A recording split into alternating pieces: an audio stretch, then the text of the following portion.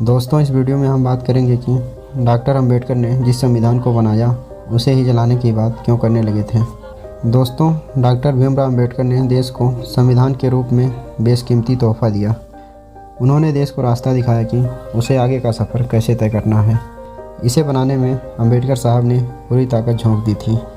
लेकिन फिर ऐसा क्या हुआ कि उन्होंने जिस संविधान को बनाया उसे ही जलाने की बात करने लगे थे। डॉक्टर अंबेडकर कहने लगे थे कि वह इसे जलाने वाले पहले शख्स होंगे, उन्हें इसकी ज़रूरत नहीं है। आखिर भारतीय संविधान के जनक ऐसा क्यों करना चाहते थे? वह किस बात को लेकर इतना नाराज़ हो गए थे कि जिस संविधान को बनाया उसे ही जलाने की बात करने लगे थे? दोस्तों, बात 19 मार्च 1955 की है। राज्यसभा का सत्र चल रहा था। चौथे संशोधन विधेयक पर चर्चा जारी थी। डॉक्टर अंबेडकर सदन की चर्चा में भाग लेने पहुंचे थे। उनसे एक सवाल पूछा गया। सवाल पूछने वाले थे डॉक्टर अनूप सिंह। वह डॉक्टर अंबेडकर के एक बयान को लेकर था, जिसमें उन्होंने कहा था कि ज़रूरत पड़ने पर वह पहले व्यक्ति होंगे जो संविधान को जलाएंगे। उन दिनों अंबेडकर साहब के इस बयान ने खलबली मचा दी थी। लोग सकते में आ गए थे कि अंबेडकर साहब ने ऐसा क्यों कहा। उस दिन इसी बात को लेकर अनूप सिंह ने राज्यसभा में सवाल किया कि उन्होंने ऐसा क्यों कहा था। उस दिन राज्यसभा में डॉक्टर अंबेडकर ने बड़ी बेबाकी से इसका जवाब दिया। उन्होंने कहा कि पिछली बार जल्दबाजी में वो इसका जवाब नहीं दे पाए थे, लेकिन उन्होंने यह सोच समझकर कहा था कि वह संविधान को जला देना क्यों चाहते हैं। अब वह इसका जवाब भी देंगे और बताएंगे भी उन्होंने ऐसा क्यों कहा था।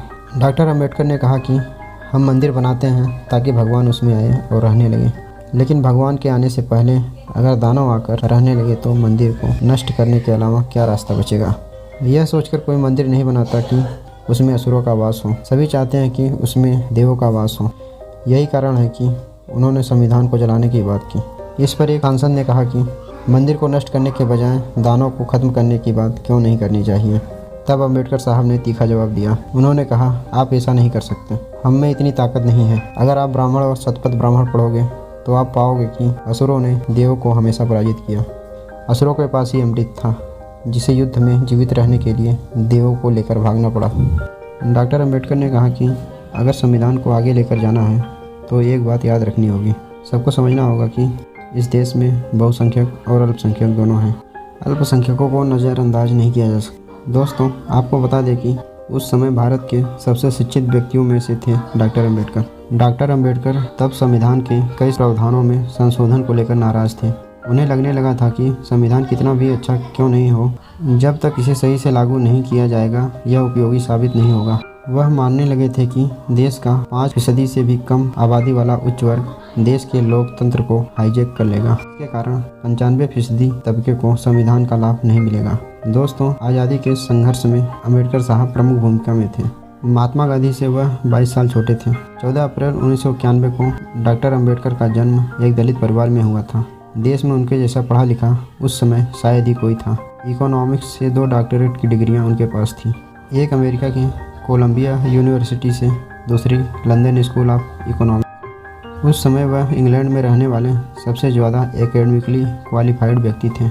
डॉक्टर अंबेडकर के योग्यता को देखते हुए ही उन्हें ड्राफ्टिंग कमेटी का अध्यक्ष बनाया गया था। उन्होंने देश के संविधान को मूर्त रूप दिया था। दोस्तों, अगर वीडियो पसंद आए तो कृपया वीडियो को लाइक करें और ऐसे ही वीडियो देखने के लिए कृपया हमारे चैनल को सब्सक्राइब करें। दोस्तों, वीडियो में क्या कमी है हमें कमेंट करके बताएं। वीडियो को लास्ट तक देखने के लिए आपका धन्यवाद।